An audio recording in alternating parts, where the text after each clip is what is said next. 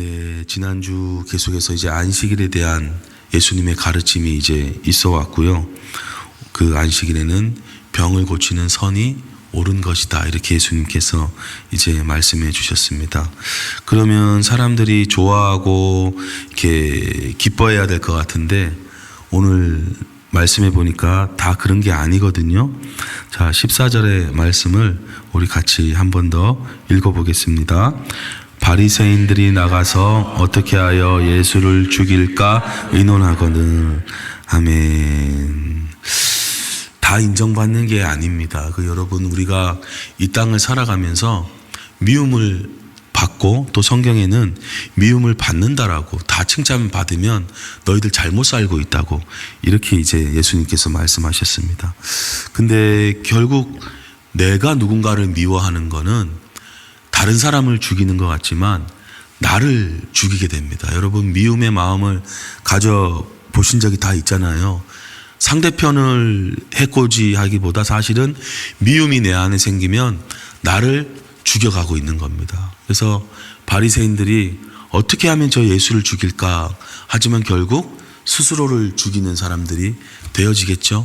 그래서 이 기독교의 관계는 미움으로 시작되는 게 아닙니다. 미움은 결국 자기의 혈압을 오르게 하고 막 소화가 안 되게 하고, 다 경험해 보시잖아요. 막 두통이 막 찾아오고 자기를 서서히 이렇게 죽여가는 거예요. 그러니까 이 바리새인들이 신앙생활 오래 해왔는데 제대로 하는 게 아니에요.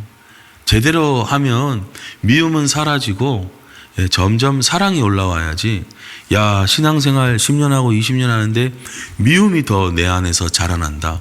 신앙생활 잘못하고 있는 겁니다. 교회는 왔다 갔다 하고 바리새인들이 뭐 성경 열심히 읽고 해도 종교적인 뭐 안식일을 막 철두철미하게 지킨다고 해도 정작 중요한 그 뜻들을 자기 마음 가운데 새기지 못했기 때문에 바르게 신앙생활 하는 게 아니다.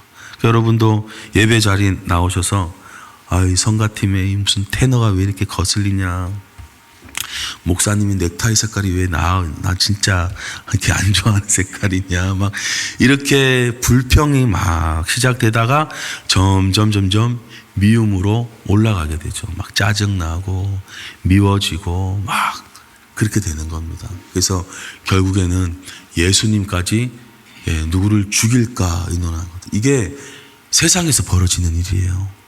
막 미워하고 싫어하면 막 저 사람을 막 이렇게 서로 경쟁하고 막 싸우고. 바리새인들도 결국에는 올바른 성경의 뜻을 배우질 못했다. 우리 지난주에도 봤잖아요. 너희들 읽지 못했냐? 그 뜻을 알았더라면 이렇게 되는 거거든요. 그래서 외적으로 볼 때는 점잖게 그냥 예배당 다니면서 하면서 하는 것 같았지만 속에는 미움이 가득 차 있었다. 여러분, 오늘 예배를 통해서 우리 안에 사랑이 일어나고 평화가 일어나는 그런 시간이 되시기를 축복합니다. 이 시간은 그런 시간이에요. 세상살이 하다가 미움의 쓰레기들이 내 마음 가운데 찾아와 있는데 그 불편한 마음을 정리하지 않고 그냥 못 본다라는 생각 때문에 가만히 앉아 있다고 해서는 예배 망치게 되는 겁니다.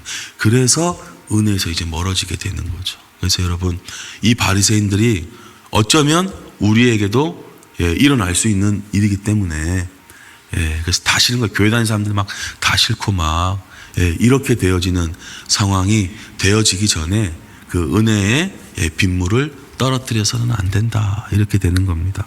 자, 이런 사람들의 미움, 반대, 거절, 이 속에서 예수님은 어떻게 하시느냐. 15절에 보니까요, 예수님께서 아셔요. 그리고 이제 떠나십니다. 자, 우리는 싸우면 안 되겠어요. 날 거절하고 날 미워하고. 자, 근데 한 가지 이제 참 마음에 의구심이 저는 예전에 들었던 게, 저 사람들도 전도하고 구원해야 되는 거 아닌가. 그게 이제 제 성향이었던 것 같아요.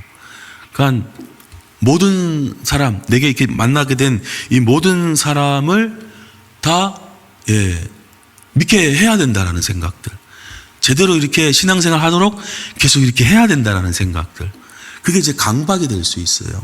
여러분, 우리 가운데 이런 숙제나 과제들이 있을 때 다 강박들이 있습니다. 회사에서 제품 만들 때 이게 사람들에게 소용이 있고 사람들에게 인기가 있어야죠. 내가 맡고 있는 이 일들이 잘 다른 사람들에게 인정이 돼야 되죠. 근데 다 그렇지 않아요. 그런 것들이 나에게 강박을 주고 안식일이나 이런 자유를 뺏어가는 거예요. 예수님께서 어떻게 하셨습니까? 떠나가세요. 예수님은 어떻게 보면 모든 사람을 구원해야 할 것 같은데도 그 반대하고 거절했던 사람들을 어떻게 해요? 떠나가십니다. 여러분, 이러한 참 자유의 비밀을, 은혜를 배우시기를 축복하는데요. 과제와 이 억압과 자기가 맡고 있는 일들에 대한 이 막 확실하게 아주 완벽하게 누가 봐도 아주 인정되게끔 자기를 증명하기 위해서 아닙니다. 때로는 벗어날 수 있고 떠나갈 수 있고, 하나님께서 우리를 인도하시는 중에 거기가 꼭 그 자리가 너기가 꼭 모든 것들을 성공할 수 있는 것이 아니야.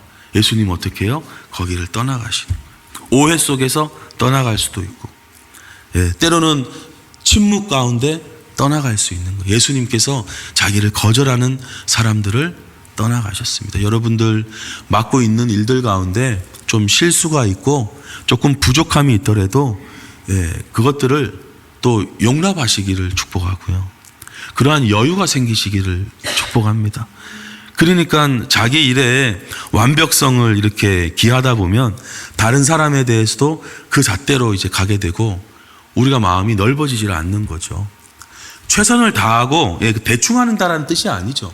대충 한다라는 것이 아니라 최선을 다하지만 빈자리가 생길 수 있고 실수가 생길 수 있고 거절함이 생길 수가 있는 겁니다. 다 인정받을 수 없는 겁니다.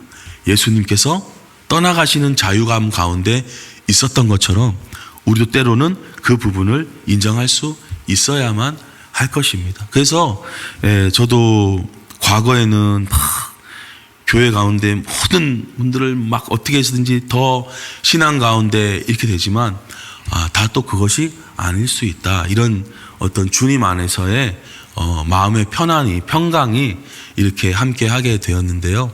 여러분들께서도 하시고 있는 일들, 자녀에 대한 양육들, 내게 붙여진 그런 숙제들, 그것들에 대해서 이 얽매임 가운데 자유하실 수 있는 그런 분들이 되시기를 축복합니다.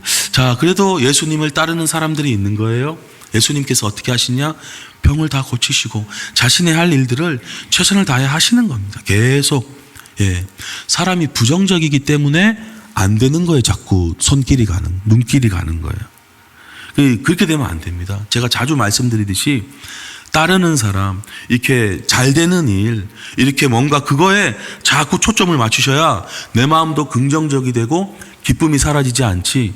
안 되고 있는 일, 자꾸 부족한 부분, 자꾸 뭔가 이렇게 에러가 생기는 상황들, 그거에만 자꾸 초점을 맞추면 사람이 이렇게 마음이 삭막해지기가 쉽습니다. 그럼 제일 좋은 건 무엇을 바라봐야 되느냐? 예수 그리스도를 바라봐야 되는 겁니다. 예수님을. 세상을 보고 이제 금요일 날 봤던 제가 그림들이 있잖아요. 그게 세상에 대한 짐승의 묘사였는데, 짐승 보고 막 험악한 짐승들 보면 누가 마음이 기쁨이 생기겠어요? 근데 우리는 세상에 자꾸 마음을 두니까 마음이 불편한 거죠. 짐승하고 같이 이렇게 마음을 본다고 생각하니까. 그럼 누구를 자꾸 봐야 됩니까? 하얀 옷을 입고 양의 털을 머리털처럼 있으신 그 하나님을 바라보고 우리를 잠잠히 이끄시는 예수님을 바라보게 될 때 우리 마음에 평강과 기쁨이 있게 되는 거죠. 그게 올바른 신앙생활입니다. 자, 그래서 예수님은 두려움 없이 떠나게 되는 거예요. 자, 16절 이제 뭐라고 말씀하시느냐? 자기를 나타내지 말라 경고하십니다. 다른 사람들이 나 죽인다 그러면 대부분 이제 두려워 떨 텐데, 예수님께서는 두려움 없이 이제 떠나시면서 오히려 나타내지 말라고 경고하십니다. 아마 예수님의 생각 가운데서는 바로 이제 다음에 얘기가 되겠지만 사명을 다 감당하시기 전에는 죽임을 당하지 않으신다라는 확신이 있으셨습니다. 우리도 신앙생활하면서 막 두려워 떨 때 많잖아요. 그래서 사고 날까봐 두려워 떨고 병 생길까봐 두려워 떨고 뭐 잘못될까봐 두려워 떠는데 그렇지 않습니다. 여러분 믿음을 그러한 세상 사람들의 소리에 두지 마시고 하나님의 소리에 두시길 바라는데 내게 주어진 영적인 과업을 완수하기 전에 나는 죽지 않는다. 주님의 사명을 나는 감당하고 죽는다. 이렇게 믿음을 두신다면 사실은 주님처럼 죽음에 대한 두려움 없이 자유함 가운데 생활을 해 나가시게 될 겁니다. 그러나 우리의 생활의 패턴이 세상 사람들의 가치관으로 이렇게 다시 또 휩쓸리는 순간 두려움과 염려가 막 찾아오게 되는 거죠. 예수님의 관심과 관점은 무엇에 있느냐? 영적인 과업을 완수하는 데 있으셨어요. 그래서 자기를 지금 현재 나타내지 말라고 말씀하시는데 그 이유를 17절에 이야기합니다. 이는 성경 선지자 이사야를 통하여 말씀하신 바 이거를 이루기 위해서 내가 죽지 않고 계속 사역을 하게 된다 이거예요. 여러분 어려움이 찾아오고 문제가 생길 때도 그거에 마음이 가기보다 아니 나는 주님께서 내게 주신 그 사명이 아직 있어 이러한 확신 가운데 우리의 일생을 보내시기를 바랍니다. 자, 그러면 그것이 무엇인가? 우리 18절 한번 읽어보겠습니다. 시작. 보라 내가 택한 종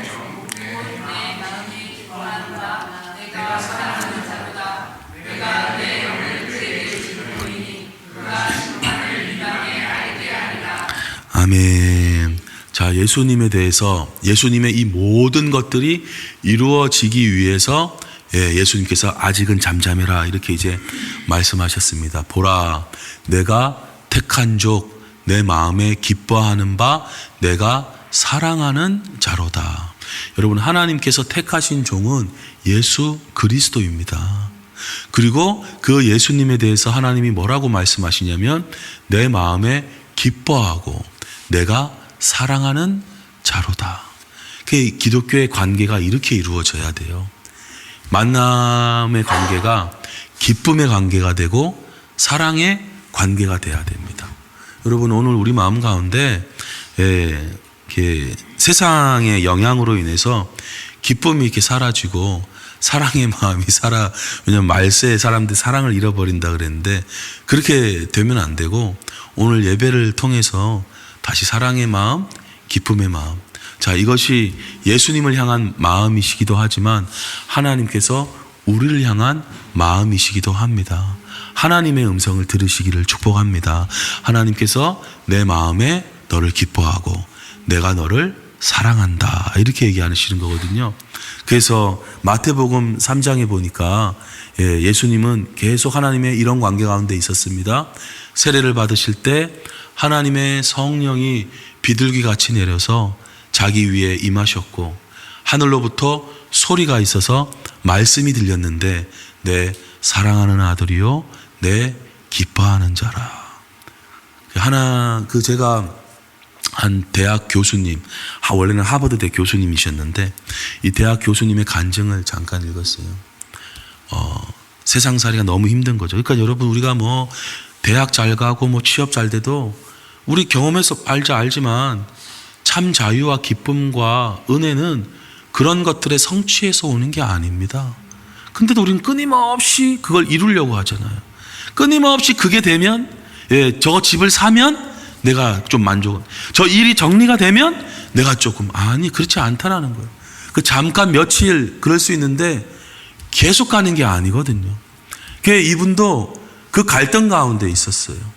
근데 이분이 나중에 뭐라고 이야기하냐면 내 사랑하는 아들이요 내 기뻐하는 자라.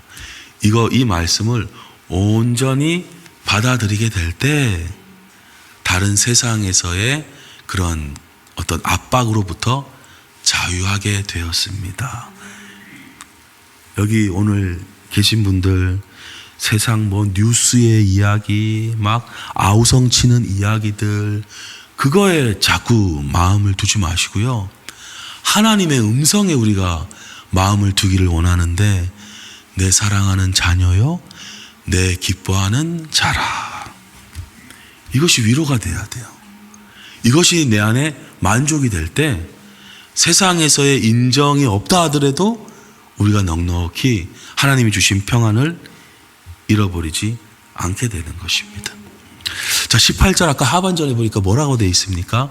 또 예수님께서는 심판을 이방에 알게 하리라. 예수님 믿기 전에 저도 심판이 있는 줄 몰랐죠. 우리 죽고 나면 뭐 알 수 없다. 뭐 죽고 나면 뭐 어떻게 되는지 모른다. 우리도 예수님 기독교의 복음이 들어오기 전에는 죽고 난 다음에 확실한 심판이 있는 줄은 몰랐습니다. 여러분, 이 땅에 벌어지고 있는 거는 거울과 같은 거예요. 그래서 이 땅에서도 재판관, 심판 이런 개념이 우리 가운데 있어야 하늘의 개념이 찾아올 수 있는 겁니다. 이 땅에 재판관이 없고 이 땅에 심판이 없으면 하나님께서 나중에 심판하신다 이 개념이 우리 가운데 들어올 수 없는 거예요. 그래서 세상의 이 거울 같은 인생살이에 자기의 모든 것을 쏟을 게 아니라 이거는 약간의 준비, 맛보기에 불과하고 진짜 참된 심판을 준비해야 되는 겁니다. 왜냐하면 참된 심판이 하나님으로부터 있다 그러니까. 그러니까 여러분, 뭐 지금 무슨 재판장 문제야, 무슨 편향돼 있어, 완전하지 않아, 그렇게 비난할 필요가 없는 게 당연한 겁니다. 세상에서의 재판은 완전할 수가 없어요. 왜냐하면 사람은 완전하신 분이 없거든요. 그러면 온전한 심판은 이 모든 것을 총망라해서 어디에서 이루어지게 되느냐? 하늘나라 하나님, 온전한 공의로우신 하나님으로부터 완전한 심판이 이루어지게 되는 겁니다. 그래서 우리들에게 자꾸 얘기하는 거예요. 너가 재판해서는 안 된다. 우리가 판단하잖아요.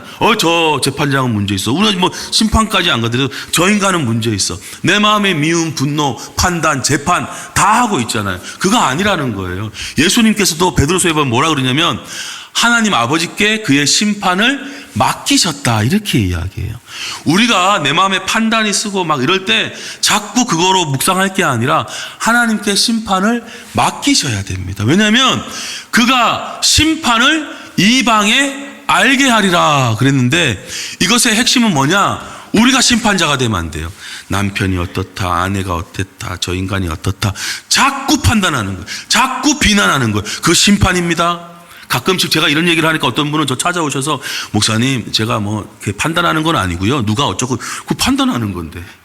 그 판단하는 건데 판단하지 않는데. 아니요, 판단하는 겁니다. 재판장이 되신 거예요. 여러분, 재판장이 되지 아니하시고 모든 심판은 하나님께 다 맡기시기를. 그러니까 자유하게 되는 거죠. 자기가 자꾸 재판하니까 스트레스 받는 거죠. 그러니까 여러분, 심판이 하나님께 있다라는 것을 믿으시기를 예수님의 이름으로 축복합니다. 그러니까 죽고 난 다음에 확실한 심판이 있다라는 거예요. 히브리서 9장에 알려주셨죠. 한번 죽는 것은 사람에게 정해진 것이요, 이때 제일 중요하게 벌어나는 일이 뭔지 아십니까? 심판이에요. 그 후에 심판이 있다라는 거예요. 이 땅의 심판은 심판이라는 아주 맛을 보는 겁니다.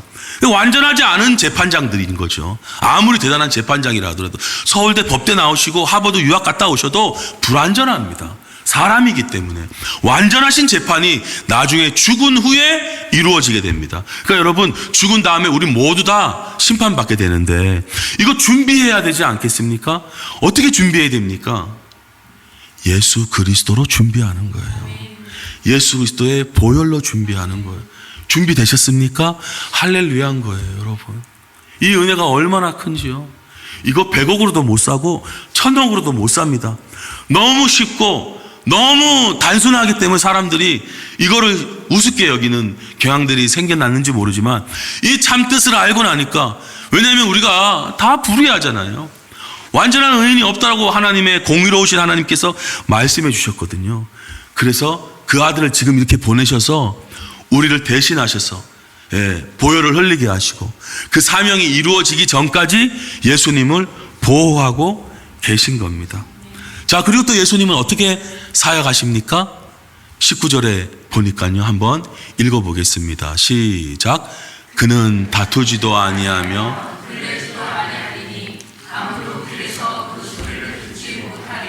아멘.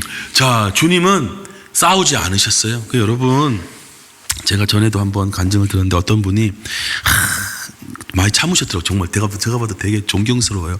막 시비를 걸어오는데 옛날 같으면 그냥 하지만 다투지 않으셨다고. 믿음 가운데 승리했다고. 참 귀하시더라고요. 그렇게 다투지도 아니에요. 지금은 막 싸우죠. 목소리 큰 사람이 이긴다 그러고, 들렌다라는 것은 막 소리친다는 얘기거든요.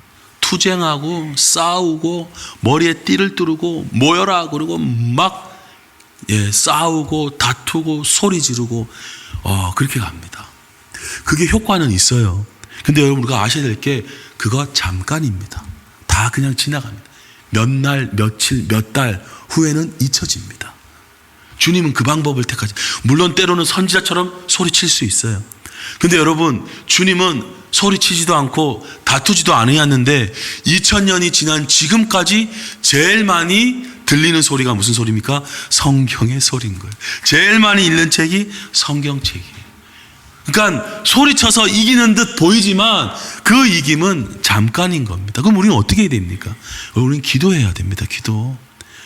근데 기도하는 거는 바로 눈에 안 나타날 수도 있거든요. 그러니까 때로는 인내가 필요하고 믿음이 필요한 겁니다. 그래서 성경에서 그렇게 얘기하는 거예요.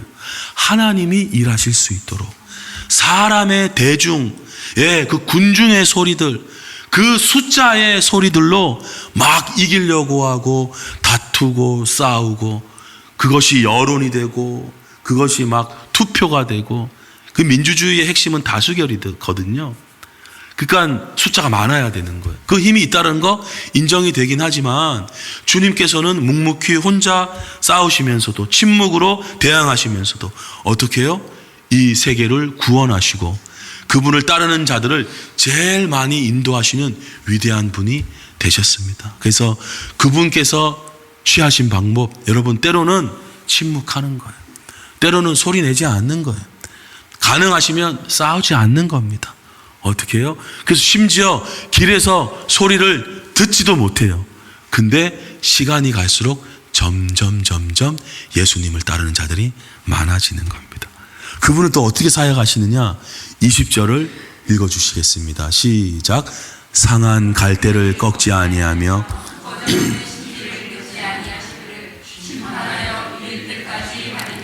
아멘. 우리는 보고 야 너는 텄다. 너 이번에 얘기했건 이거 취업하겠어?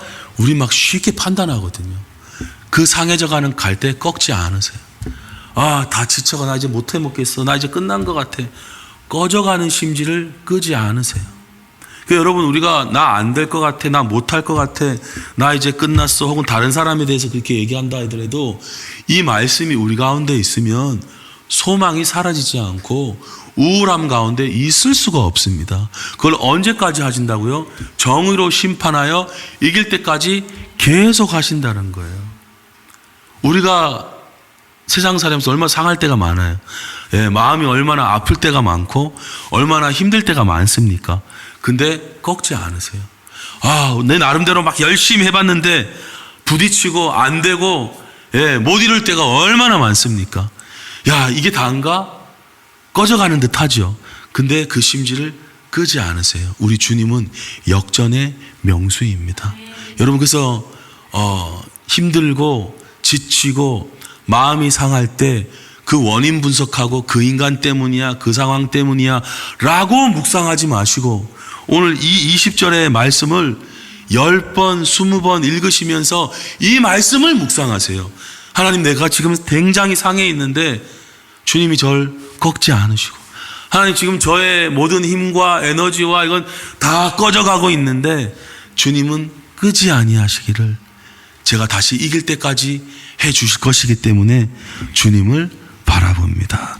나 같은 사람 온통 상한 마음 뿐이라도 주님을 만날 때 주님의 음성을 듣게 될 때 주님의 말씀이 내 마음 가운데 들어오게 될 때 우리의 회복과 참 자유는 일어나게 될 줄로 믿습니다. 오늘 이 예수님에 대한 이 말씀은요 사실 우리에게도 이루어진 말씀이에요. 하나님께서 우리를 사랑한다고 말씀하시고 우리에게 성령을 부어주셨잖아요. 우리에게 다 동일하게 이루어진 일입니다. 그래서 우리는 21절 이제 마지막 구절인데 이 말씀이 우리의 말씀이 될 수 있는 겁니다. 마지막으로 같이 읽겠습니다. 시작. 또한 이방들이 그의 이름을 아멘. 이것이 우리에게 이루어졌습니까? 아멘이라는 거예요.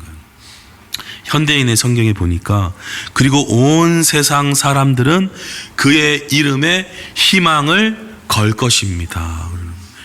예수님께 희망을 거셨습니까? 예수님의 이름에. 그분의 이름 말고 안 되는 거거든요. 다른 방법으로 안 되더라니까요. 며칠 전에 이제 그 조지 포먼이라는 70년대 유명한 헤비급 복싱 선수가 이제 돌아가셨다 그래요. 제가 그분께 왜 관심이 있냐면 그분이 이제 목사님이셨거든요. 그 사람들이 그분을 이야기할 때 1기와 2기가 있다 이렇게 이야기해요. 그분의 인생 일기는 어땠냐면 어릴 때부터 뭐 초등학교 한 13살 때 이미 키가 188에 90kg 싸우면서 다 이겨가는 그런 사람이었어요. 세상에서 볼 때는 꺼져가는 등불이고 소망 없는, 정상적으로 볼 때 저 인간은 그냥 어디 망나니 어둠의 그냥 자식이다라고 포기하기가 쉽잖아요. 근데 그런 사람들이 등용될 수 있는 길이 열린 거예요. 뭐예요? 복싱이에요. 그러니까 불법이 아니라 합법적으로 그 힘을, 그 능력을, 그것도 어떻게 보면 달란트라고 할 수 있을지 모르겠는데 육체의 힘을 사용해서 상대방들을 제압해서 무너뜨려 이기는 거죠. 어마어마한 거예요. 프레이저라는 그 당대 최고의 복싱 그 헤비급 선수가 있었는데 2번이나 싸워서 다 이겼어요. 이분이 이길 거라고 생각 안 하고 포먼이 다 질 거라고 생각했는데 2번이나 싸워 이겼습니다. 그러고 나서 여러분 잘 아시는 무하마드 알리라는 분 아시죠? 뭐 벌처럼 쏜다고 나비처럼 날아서 막 이 사람하고 이제 붙게 됐는데 모두가 다 알리가 질 거라고 생각했는데 알리가 이겨버린 거예요. 그러니까 인생이 모른다니까요. 그런 것 때문에. 그 프레이저하고 싸울 때는 모든 사람이 프레이저가 이길 거라고 얘기했는데 포먼이 이겼어요. 알리하고 싸울 때는 조지 포먼이 이길 거라고 다 예상했는데 조지 포먼이 졌어요. 지고 난 다음에 이 사람이 어떻게 되느냐. 너무 화가 나니까 질 게임에 자기가 약간 부상도 있고 막 이래가지고 이제 지게 됐는데 너무 화가 나니까 막 이제 자기 옷 갈아입는 곳에 들어와서 막 다 부시고 너무 이렇게 화가 나니까 어떻게 되냐면 심장마비 확 들어서 기절하면서 죽게 된 거예요. 그러니까 이제 끝난 거죠, 어떻게 보면. 그러니까 화가 극도에 치달으면 사람이 쓰러져서 죽을 수가 있잖아요. 그래서 미우면 안 된다니까요. 너무 분노하고 너무 억울하고 너무 화가 나니까 이 사람이 쓰러져서 죽은 상태가 됐는데 어떤 일이 발생하느냐. 이제 환상을 본 거예요. 자기가 그렇게 좋아하던 돈, 자동차, 자기의 소유물들이 다 먼지로 바뀌고 날아가는 걸 본 거예요. 막 하고 있는데 하나의 음성이 들리는 거예요. 너는 죽어가고 있다. 그러면서 십자가 모양이 보이면서 그 피가 확 뿜어져 나온 걸 본 거예요. 이 사람이 그때부터 완전히 바뀐 거예요. 막 샤워실에서 할렐루야 할렐루야 나는 새로워졌다. 그리고 나중에 뭐라 그러느냐, 이제 이 사람이 원래는요 복수를 하기 위해서 무하마드 알리한테만 졌으니까 다른 사람 전 초반에 진 사람도 있지만 자기가 이제 뜨고 난 다음에는 알리에 대한 복수를 하기 위해서 인생을 살았거든요. 그러다가 점점 승수를 쌓아야 되기 때문에 다른 어떤 분, 영이라는 분하고 이제 싸우다가 그때 또 지고 만 거예요. 그게 바로 이 사건이거든요. 그러면서 이 사람이 뭐라고 얘기하냐면 저는 이제 무하마드 알리를 사랑합니다. 그 얘기를 듣고 그의 엄마도 드디어 미쳤구나 제가 이렇게 되는 거예요. 그런 사람이 아니니까. 이분이요 그 예수님을 만나기 전에는 저도 잠깐 화면을 봤는데 항상 경기하기 전에 무뚝뚝하게 있어요. 근데 이 사람이 이제 그 후로 바뀝니다. 자, 이제 자기의 인생이 바뀌었죠. 이제 목사님이 되신 거예요. 그래서 자기에게 있는 이 전 재산을 전도하는 데다가 청소년 이렇게 회복시키는 센터 건립하고 막 다 썼어요. 변호사가 이 사람한테 얘기합니다. 당신 파산됩니다. 파산입니다. 하니까 이제 정말 그 상황이었거든요. 그래서 이분이 어떻게 하냐면 한 10년쯤 지났는데 내가 다시 복싱을 해서 돈을 벌어서 하나님 일을 위해 써야겠다. 이렇게 된 거예요. 그래서 다시 재기하겠다고 이렇게 얘기합니다. 다시 재기를 했어요. 그 여러분 역사상 이렇게 다시 재기해서 어떻게 됐냐면 45세 때 다시 헤비급 챔피언이 돼요. 그러니까 이런 사람이었거든요. 근데 이분이 이게 이제 이기인데 이 사람이 그때부터는 어떻게 되느냐. 경기를 하기 전에 웃으면서 시합에 나가기 시작해요. 저도 사진 2개 이렇게 비교하는 사진 봤는데 너무 다른 거예요. 그리고요 이제 그 왜 여러분 복싱 보신 분들 알겠지만 그 너무 많이 맞으면 이렇게 몸이 막 비틀거리고 거의 막 이렇게 왔다 갔다 막 하는 상황들 있잖아요. 그런 상황들이 있거든요. 그러면 그때가 기회예요. KO 시켜서 이길 수 있는. 그럼 대부분의 권투 선수는 그때 오히려 더 막 때리거든요. 근데 조지 포먼은 그때부터 이제 어떻게 하느냐. 상대편이 좀 막 거의 기절하고 힘들어하는 것 같으면 오히려 기다려요. 그리고 그 상대편을 배려하는 사람이 되었어요. 자, 이분이 어떻게 됐느냐. 나중에 이제 홈쇼핑 같은 거 여러분 그거 아시죠? 그 양면 그릴 이렇게 앞뒤로 이렇게 그 선 그게 미국에서 조지 포먼 그릴이라고 이름이 붙여졌을 정도로 이분이 대히트를 시켜요. 억만장자가 됩니다. 예, 그 전에 거하고 비교가 안 되는 거예요. 이제는 사람들 보면 늘 웃는다고 그 무서운 헤비 그 복싱 선수가 옛날에는 그냥 다 하려고 했던 그분이 어떻게 해요? 그의 이름을 발할 때 우리에게 참 자유가 생기고 은혜가 있게 되고 돈은 나머지 것들은 따라오게 될 줄로 믿습니다. 쫓아갈 게 아니라 조지 포먼의 일기 때처럼 쫓아가서 그걸 잡지 못해서 막 억울해하고 근데 그거 그렇게 얻은 거든요. 아까 먼지처럼 사라지고 흩날려 버린대요. 근데 우리가 주님을 쫓아가고 그분의 이름의 희망을 걸면 어떻게 된대요? 그것들이 따라오게 된대요. 여러분 이런 신앙의 원리와 뜻을 따라서 다시 한번 일어나시는 모든 분들이 되시기를 예수님의 이름으로 축복합니다. 이분을 절망시켰던 그 복싱 선수는 어떻게 됐냐면요. 마약과 생활거에 쩌들다가 그분도 최고의 챔피언 중에 한 분이셨는데 56세에 그냥 요절하고 말아요. 두 분의 다 챔피언들의 제가 이야기를 이렇게 보면서 우리의 인생의 마지막이 이렇게 조지 포먼과 같이 돼야 되지 않나. 양아치, 깡패, 뒷골목에서 그래서 교도소도 가고 사람들이나 괴롭히던 저런 인간 아니요. 꺼져가는 심지를 끄지 않으시고 상한 갈대를 꺾지 않으시고 그럼 이걸 어떻게 해결하느냐. 예수 그리스도 그분의 이름에만 소망이 있다는 것입니다. 가정이 해체되려는 상황 가운데 있고 지금 회사가 문제가 막 생긴 분들이 있고 자녀가 지금 너무 정말 아주 머리 아프게 지금 되어져 있고 지금 진로가 너무 막막하고 아니면 질병 때문에 너무 고통스럽고 어디에 희망이 있다고요? 예수 그리스도 그분에게 소망이 있는 줄로 믿습니다. 그 이름이 우리에게 참 자유를 줄 것입니다.